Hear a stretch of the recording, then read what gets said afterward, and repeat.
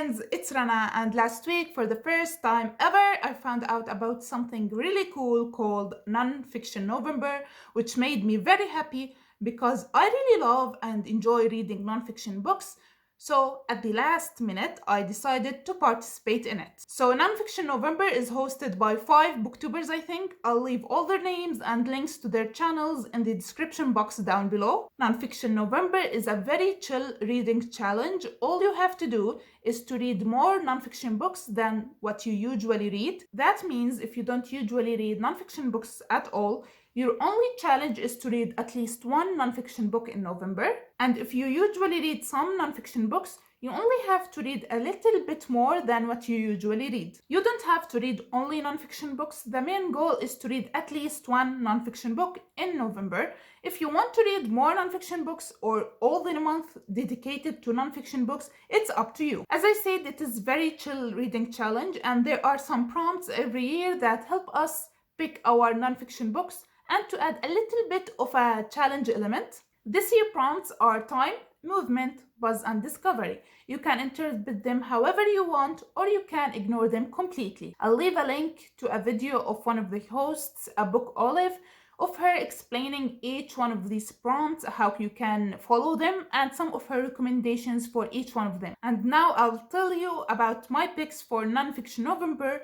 For the time prompts, I decided to pick Why We Sleep by Matthew Walker. As from the title, Why We Sleep is a book explaining the science behind why we sleep and the importance of sleeping. This book has been on my radar for a while, and Book Olive also recommended it for the time prompt. So I took it as a sign that it is finally time for me to read it. I also decided to pick another book for the time prompt from my physical TBR because it contains the word time in the title, and that is A Brief History of Time by Stephen Hawking. It is obviously translated to Arabic because I prefer reading my non-fiction scientific books in Arabic, so I could understand the science more when I read it in my own mother tongue. It is a book that has been on my Arabic bookshelves for a very long time, and it is finally time to read A Brief History of Time for the time prompt.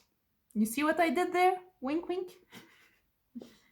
I didn't even tell you what it is about. It is the author, Stephen Hawking, explaining some things that happened throughout time, from the Big Bang to the black holes and other things. As for the second prompt, I didn't know what to pick for it, so I skipped it. And for the third prompt, Buzz, I've decided to pick a non-fiction book with a lot of buzz surrounding it, and I was very excited to read it, and that is Educated by Tara Westover. Educated is a memoir of Tara Westover, who went against her survivalist parents who lived in the mountains of Idaho, I think, and she decided to complete her education and study and become educated even though they were against that, and many other things about her family and her journey to education. As for the last prompt, Discovery, I decided to go with an Arabic book.